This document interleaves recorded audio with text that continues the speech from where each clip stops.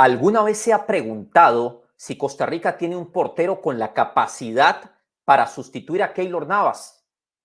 Hoy le muestro la realidad de los porteros en Costa Rica, el análisis de las cartas posibles en caso de que Keylor Navas no esté disponible y, por supuesto, quién sería el portero del futuro de Costa Rica. Lo invito a suscribirse a mi canal de YouTube y a dejar sus comentarios.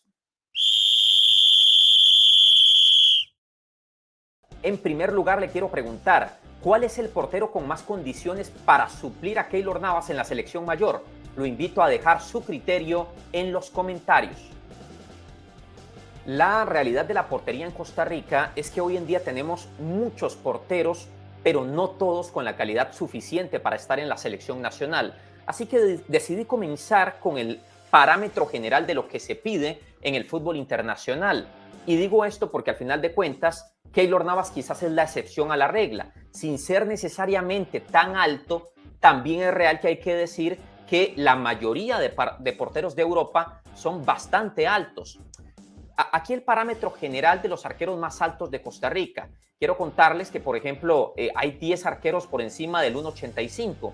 Anthony Walker, arquero que milita en la tercera división del fútbol de Portugal, mide 1,95 y es el más alto. Después viene Esteban Alvarado con 1,93, Darryl Parker de Cartaginés con 1,93 y Patrick Sequeira, que tiene una estatura de 1,90.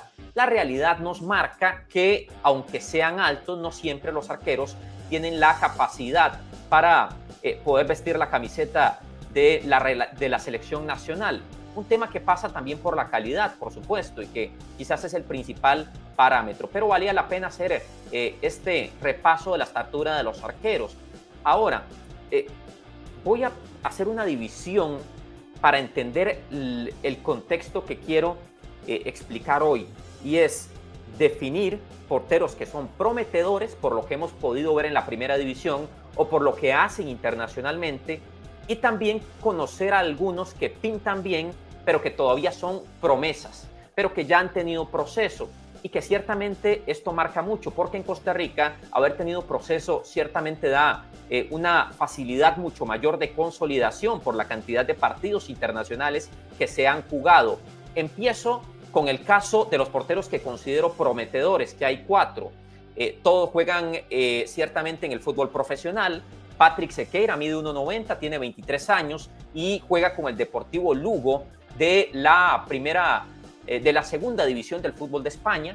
Miguel Ajú, 1,82, 23 años, es arquero de Alajuelense. Kevin Chamorro mide 1,87, tiene 22 años y juega con el Saprissa. Y Alexandre Lescano, un arquero de 1,90, tiene 21 años y es ficha de Herediano, pero juega con el Santos. Ahora, ¿qué tienen en común estos porteros? Muy sencillo, son guardametas que han pasado por selecciones menores y en algunos casos por la selección mayor. Por ejemplo, Lescano estuvo en el microciclo previo a la Copa del Mundo de Qatar, mientras que Patrick Sequeira estuvo en el Mundial Mayor. En el caso de Ajú tiene un Mundial Sub-17, al igual que Chamorro, que tiene mundiales menores, pero en el caso de Chamorro y Ajú no saben lo que es tener presencia en un mundial, sino que han sido arqueros suplentes. Después hay arqueros de proyección, prospectos. Diría que guardapalos a los que hay que ponerle atención por lo que dicen sus formadores. Hay 3 casos. Abraham Madrid de Saprissa, un arquero de 18 años, bastante alto, ha sido considerado una de las grandes promesas del club tibaseño. Anthony Walker, un arquero de 22 años, había sido firmado por el Sporting Lisboa años atrás, pero hoy en día ya milita en otro club de menor calibre de la tercera división de Portugal, pero al menos tiene ese parámetro de conocer el fútbol internacional.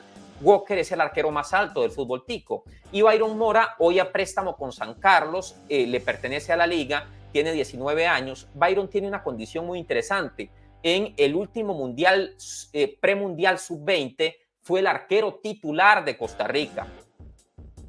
Pero además le fue muy bien. Es decir, Byron fue el mejor jugador de una selección que al final no pudo clasificar a la Copa del Mundo Sub-20 en aquel momento.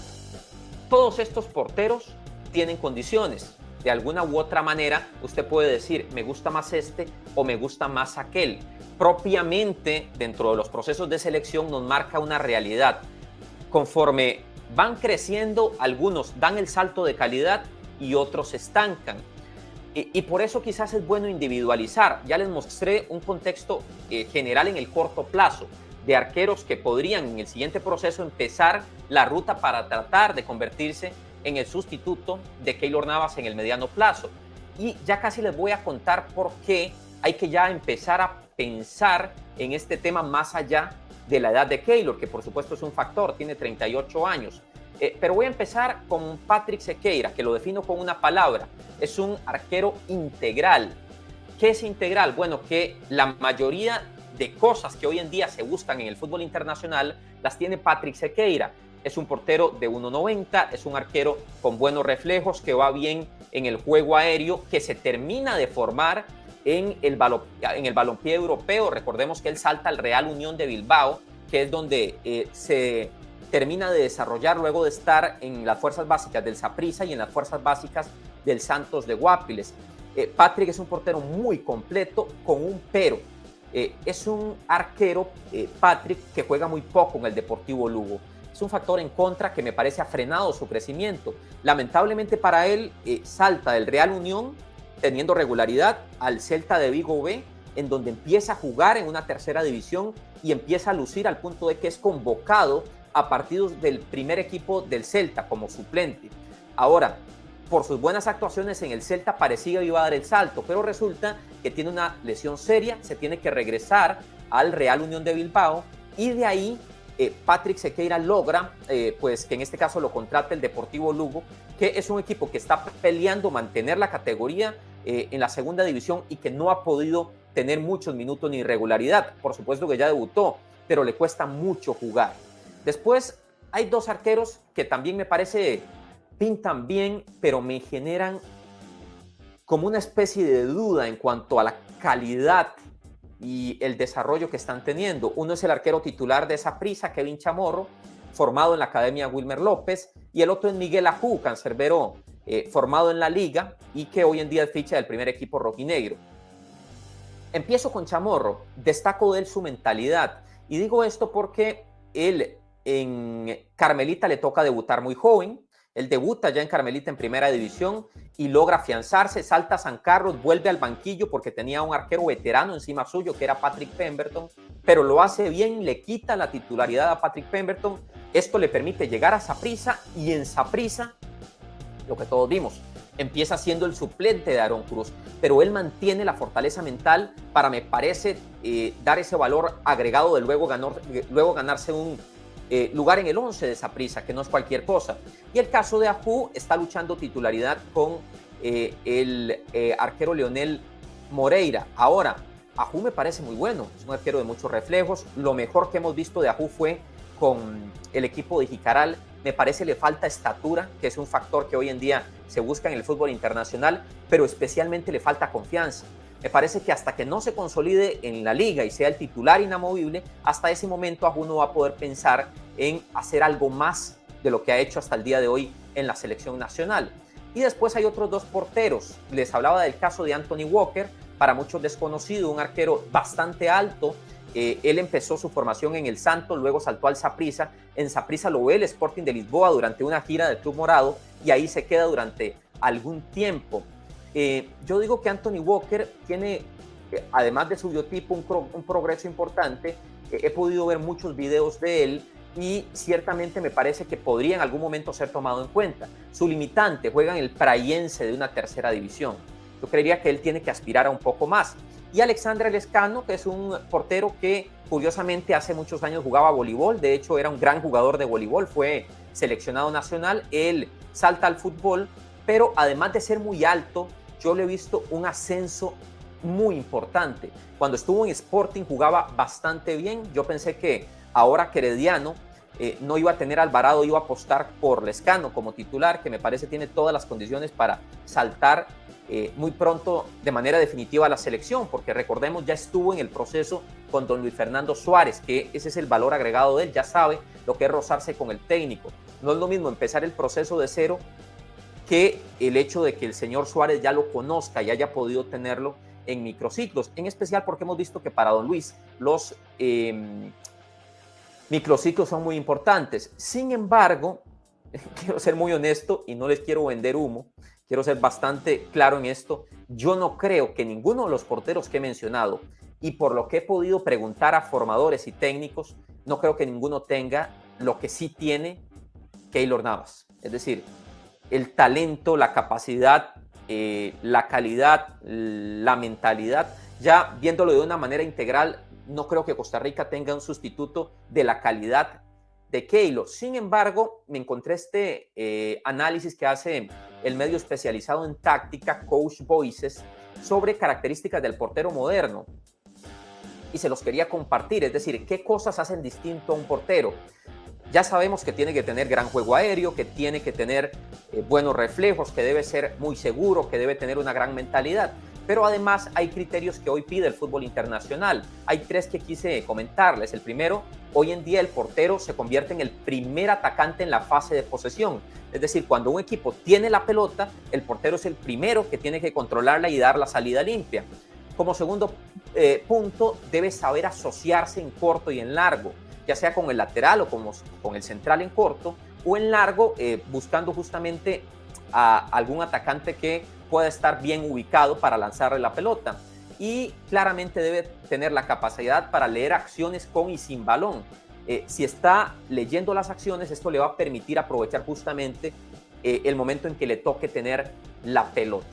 Ahora, este video también tiene una razón de ser. Keylor ha estado evaluando el tema de selección. Yo creo que hay que decirlo, la garantía de que Keylor esté en el largo plazo en selección siempre me parece que queda en el aire, en especial porque a Keylor le preguntaron qué quería hacer con su futuro después del Mundial de Qatar. Resulta que Keylor dio una respuesta puntual a esa pregunta que se las quiero compartir. Dice, vamos a ver qué pasa, solo Dios sabe el futuro, de momento hay que pasar el momento amargo. Él se refería a la eliminación de Costa Rica del Mundial de Qatar. ¿Qué puedo decirles? Me parece que esa frase dice mucho. Ha sido insistente Keylor Navas en que el ciclo de selección lo estaba evaluando. Yo pensaría que a Costa Rica le favorecería mucho que Keylor jugara todo este proceso, porque después de ver los porteros que hay detrás, en este análisis que acabo de hacer de arqueros con cierta edad, quiero decir que me parece la mayoría son lejanos a la calidad de Keylor. Me parece que podrían ustedes coincidir conmigo. Os invito a dejar su criterio en los comentarios. ¿A quién ven si no está Keylor? Y aquí viene el otro punto, que es el corto plazo. El largo plazo hay que esperar a que Keylor tome una decisión, pero siendo optimista podría jugar todo el proceso y llegar al Mundial ya por encima de los 40 años. Pero si no lo hace y decide retirarse con antelación de selección, hay que buscar otras alternativas. El corto plazo es este año. ¿Qué hay este año de selección? Bueno, está la Copa Oro y la Liga de Naciones. Copa Oro y Liga de Naciones. ¿Quién va a atajar? Bueno, analizando un poco los escenarios con don Luis Fernando Suárez, en el sentido de los porteros que haya probado el seleccionador, les quiero decir que no descarto que haya algún portero veterano, como el caso de Esteban Alvarado, que fue el segundo arquero en el Mundial, que hoy es suplente, pero que ciertamente podría ser titular en el mediano plazo. Ahora, pregunta, si Keylor no va a Copa Oro o a Liga de Naciones, ¿cuál de todos los arqueros de proyección que les acabo de mostrar ven ustedes para asumir ese puesto? Los invito a dejar su criterio en los comentarios. Quiero agradecerles a todos por haberme acompañado en este video. Recuerden que estoy en TikTok, me puede buscar como José Pablo Alfaro y también dejar, por supuesto, su comentario. No olvide suscribirse, subiendo contenido de la Sele todos los días. Así estoy. Gracias a todos por acompañarme en esta ruta de la tricolor nacional hasta el próximo Mundial. Un abrazo y que la pasen bien.